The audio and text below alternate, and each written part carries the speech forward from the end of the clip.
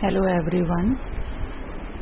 In this revisionary lecture series of Unit 1, today I will discuss about the various forms of educational technology. It is an important topic, so listen carefully.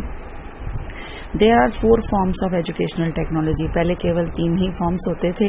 अब instructional technology का ही एक और form बना दिया गया, instructional design. So teaching technology, instructional technology, behavioural technology and instructional design, ये 4 प्रारूप हैं इसके और बहुत ही इम्पॉर्टेंट हैं. शिक्षण तकनीकी, अनुदेशन तकनीकी, व्यवहार तकनीकी, इसकी कंपैरेटिव स्टडी आज मैं कराऊंगी. पहले थोड़ा सा इनको खाली समझ लेते हैं. आफ्टर डेट कंपैरेटिवली करने में आपको क्वेश्चंस के आंसर देना थोड़ा इजी गोइंग हो जाता है. फर्स्ट इज टीचिंग टेक्नोलॉजी, शिक्षण तकनीकी. शिक्षण means teaching. How a teacher improve his or her teaching in the classroom. How a teacher can make the teaching learning process effective. What techniques or methods he or she can use in the classroom. एक teacher को किस तरह से अपनी शिक्षण अधिगम प्रक्रिया को प्रभावी बनाना है, अपनी टीचिंग को प्रभावी बनाना है, किस तरीके से क्लास में जाना है, क्या मेथड यूज़ करना है, क्या टेक्निक यूज़ करनी है, इन सब के बारे में यह बात करता है. इसके एक्सपोनेंट और सपोर्टर्स हैं Herbert, Garrison, Davis, Bruner, Glaser, Gage. तो आपको सबसे पहले तो प्रारूप हो गए कितने होते हैं ये आपको पता चल गया. एक क्वेश्चन इससे बनता है. सेकंड वन इज इनके एक्सपोनेंट्स या इनके सपोर्टर्स कौन कौन है. और ऐसा नहीं है कि अगर किसी का एक सपोर्टर है तो वो दूसरे का नहीं हो सकता. तो ये आपको जो भी नाम है एजुकेशनिस्ट के, टेक्नोलॉजिस्ट के, इनको आपको लर्न करना पड़ेगा. ठीक है. अब टीचिंग टेक्नोलॉजी में क्या होता है कि हम किस तरीके से कंटेंट को इफ़ेक्टिवली क्लास में प्रेजेंट कर सकते हैं. तो उसके लिए सबसे पहले हमें क्या करनी पड़ती है, प्लानिंग करनी पड़ती है.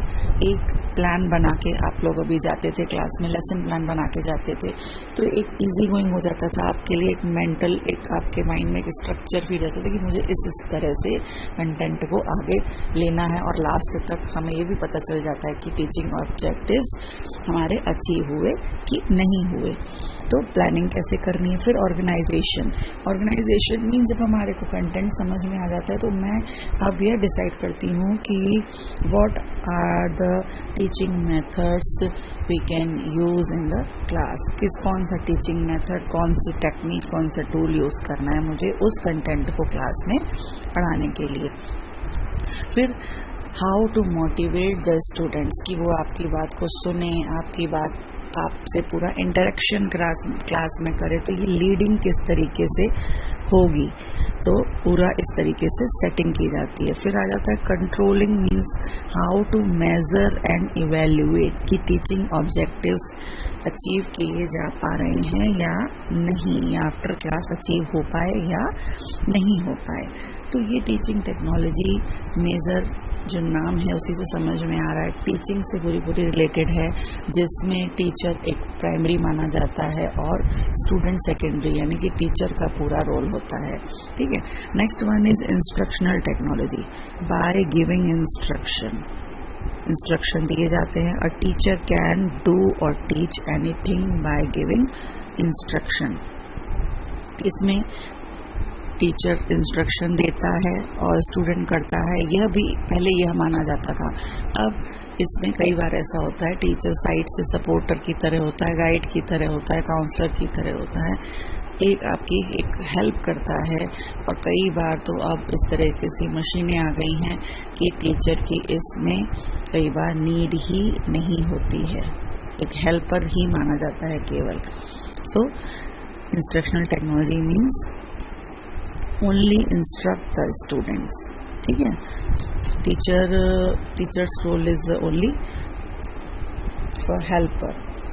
और इसके सपोर्टर्स हैं BF Skinner, Glaser, Crowder, Gilbert, ये आपके आ जाते हैं इसमें. आसुबेल इंस्ट्रक्शनल टेक्नोलॉजी में. ठीक है. इंस्ट्रक्शनल टेक्नोलॉजी में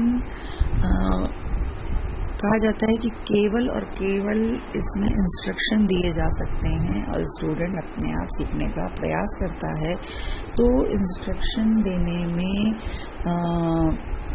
केवल हम ये मान लें कि उसके केवल कॉग्निटिव एस्पेक्ट का केवल डेवलपमेंट होता है, उसके ज्ञानात्मक पक्ष का विकास होता है, केवल हम उसे निर्देशित कर रहे हैं।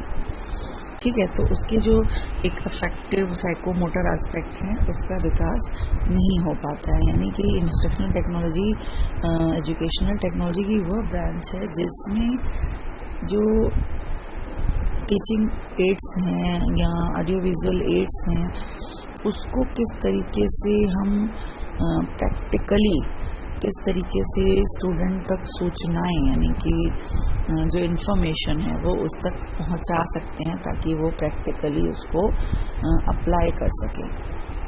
रॉबर्ट ए कॉक्स ने इसे subordinate term of educational technology कहा है। रॉबर्ट ए कॉक्स ने क्या कहा है? Subordinate term of educational technology. चीज़ों को मैं हाईलाइट करती जाती हूँ जहाँ जहाँ इम्पोर्टेंट है, इसके द्वारा सेल्फ लर्निंग की जाती है। नेक्स्ट आ जाता है बिहेवियरल टेक्नोलॉजी। बिहेवियरल टेक्नोलॉजी, आपने बिहेवियरल टेक्नोलॉजी के नाम से आपको समझ में आ गया होगा कि इसका श्रेय BF स्किनर को जाता है, क्योंकि मॉडिफिकेशन ऑफ बिहेवियर हमने साइकोलॉजी में भी पढ़ा था, वहीं से ये निकल के आया है। मॉडिफिकेशन ऑफ बिहेवियर को किस तरह से हम मॉडिफाई कर सकते हैं, उसका जो वर्बल पार्ट है, नॉन वर्बल पार्ट है, उसको किस तरीके से हम स्टडी कर सकते हैं, फिर हम डिज़ायर्ड बिहेवियर जो चाहते हैं उसका मॉडिफिकेशन कर सकते हैं, उसको हम ला सकते हैं बच्चे के स्वभाव में टीचिंग लर्निंग प्रोसेस के द्वारा। ये काम बिहेवियर टेक्नोलॉजी का है। इसके एक्सपोनेंट्स हैं Amidon, Flanders, Skinner, Ober and Anderson. Amidon, Flanders, Skinner, Ober and Anderson, तो ये नाम याद रखिएगा। अब आ जाते हैं इसकी कंपैरेटिव स्टडी करते हैं। कंपैरेटिव स्टडी में सबसे पहले वही आ जाता है कि इसके एक्सपोनेंट्स कौन हैं। तो टीचिंग टेक्नोलॉजी में मैंने आपको जैसे बताया I.K. Davis, Gage, Gagne, Bruner, Glaser, Morrison, Hunt, और अनुदेशन तकनीकी instructional technology Skinner, Robert Glaser, Crowder, Gilbert, Ausubel, और behavioural technology Flanders, Skinner, Ober and Anderson. तो इस तरीके से ये इनके एक्सपोनेंट्स हैं जो आपको लर्न करने हैं। और ऐसा नहीं है कि अगर एक में एक ने काम किया है तो दूसरे को वो मतलब पूरी तरह से ऐसा नहीं कि उससे अग्री नहीं है तो वो दूसरे में भी उसका नाम हो सकता है। तो इनके नाम आप अच्छे से ध्यान रखिएगा, ठीक है। अब आ जाते हैं इसके ऑब्जेक्टिव्स पे कि किस किस पक्ष का स्टूडेंट के किस किस एस्पेक्ट का डेवलपमेंट होता है इसके द्वारा। तो अगर टीचिंग टेक्नोलॉजी की बात करें तो टीचिंग एक शिक्षक क्या करता है, उसको ओवरऑल डेवलपमेंट करने की कोशिश करता है क्लास में बच्चे का। तो कॉग्निटिव, अफेक्टिव, साइकोमोटर तीनों ही एस्पेक्ट की बात करता है। वो तीनों ही मतलब पक्षों का विकास करने का प्रयास करता है। तो तीनों उद्देश्यों से हमारे अचीव होते हैं। और इंस्ट्रक्शनल टेक्नोलॉजी की अगर बात करें तो इससे केवल और केवल कॉग्निटिव, तो कन्फ्यूज़न यहीं पर आता है, इंस्ट्रक्शन से ही कन्फ्यूज़न दिलाने की बात करता है कि केवल अनुदेशन तकनीकी से कौन से उद्देश्य प्राप्त किए जा सकते हैं, या अनुदेशन तकनीकी में स्टूडेंट को केवल निर्देश दिए जाते हैं कि, तो ये चीज़ें ध्यान रखनी है कि केवल और केवल उसके कॉग्निटिव डोमेन का डेवलपमेंट होता है। और जब बिहेवियरल टेक्नोलॉजी की बात करें, पहले तो कहा जाता था कि केवल उसके क्रियात्मक पक्ष का ही विकास होता है, बट अब ये मानते हैं कि हम कॉग्निटिव, अफेक्टिव, साइकोमोटर, क्योंकि हम मॉडिफिकेशन कर रहे हैं बिहेवियर का, तो वो हमारा केवल एक ही पक्ष नहीं लेता, तीनों ही पक्ष लेता है। अब आ जाते हैं बेस। बेस क्या है, किस किस बेस पे ये आते हैं। अगर टीचिंग टेक्नोलॉजी की बात करें तो साइकोलॉजिकल एंड क्लासिकल बेस पे। साइकोलॉजिकल यानी कि मनोवैज्ञानिक, उसका जो आधार है वो मनोविज्ञान है। क्लासिकल इसलिए कहा जा रहा है क्योंकि टीचिंग टेक्नोलॉजी है तो परंपरागत तरीके से एक शिक्षक होगा, एक छात्र होगा, आपस में मतलब शिक्षक पूरा मतलब टीचिंग कर रहा है, छात्र सुन रहा है, तो इस तरीके से क्लासिकल इसको माना जाता है। नहीं तो इंस्ट्रक्शन बिहेवियर और टीचिंग टेक्नोलॉजी का जो मुख्य बेस है वो साइकोलॉजिकल ही है दोनों का। और इंस्ट्रक्शनल टेक्नोलॉजी का बेस साइकोलॉजिकल और साइंटिफिक है, क्योंकि हम एक तरीके से एक इंस्ट्रक्शन के थ्रू हमें सूचनाएं दी जा रही हैं, सूचनाओं के बाद हम उसको कुछ प्रोसेस में ला रहे हैं सुनकर, तो ये एक साइंटिफिक बेस माना जाता है कि हमें उसके लिए किसी न किसी चीज़ का सहारा लेना पड़ता है, मशीन का सहारा लेना पड़ता है। अब आ जाते हैं टीचर, इसके अकॉर्डिंग जो हमारी टीचिंग लर्निंग प्रोसेस है उसको इफ़ेक्टिव और इजी गोइंग बनाने का प्रयास करता है अगर टीचिंग टेक्नोलॉजी की बात करें। और इंस्ट्रक्शनल टेक्नोलॉजी में क्या होता है, सेल्फ लर्निंग बेस्ड होती है कि वो अपने आप ही इंफॉर्मेशन लेकर सीख रहा है। और बिहेवियरल टेक्नोलॉजी की बात करें अगर, तो बिहेवियरल टेक्नोलॉजी में जो टीचर है वो क्लास में जो स्टूडेंट का बिहेवियर है उसके हर एक एस्पेक्ट के डेवलपमेंट पर मतलब फोर्स करता है, यानी कि मीन्स जो उसकी डिफरेंट टाइप ऑफ स्किल्स हैं उसके डेवलपमेंट की बात करता है, तभी हम उसके बिहेवियर में मॉडिफिकेशन कर सकते हैं। उसके बाद आ जाते हैं लेवल पे। लेवल की अगर बात करें टीचिंग टेक्नोलॉजी की, तो इससे हमारे चिंतन और स्मरण और जो अंडरस्टैंडिंग है, रिफ्लेक्टिव है, मेमोरी है, जो 3 लेवल हम मानते हैं, उन तीनों के ही यूज़ मतलब हम उन तीनों स्तरों का जो स्मृति, बोध और चिंतन होता है उसका पूरी शिक्षण अधिगम प्रक्रिया में हम उसका यूज़ करते हैं। और अगर इंस्ट्रक्शनल टेक्नोलॉजी की बात करें तो इसमें हम केवल अंडरस्टैंडिंग लेवल, क्योंकि कॉग्निटिव डोमेन का डेवलपमेंट हो रहा है, तो केवल अंडरस्टैंडिंग लेवल जो होता है केवल उसकी बात करते हैं, बोध की। और आ जाते हैं बिहेवियरल टेक्नोलॉजी, उसमें मुख्य रूप से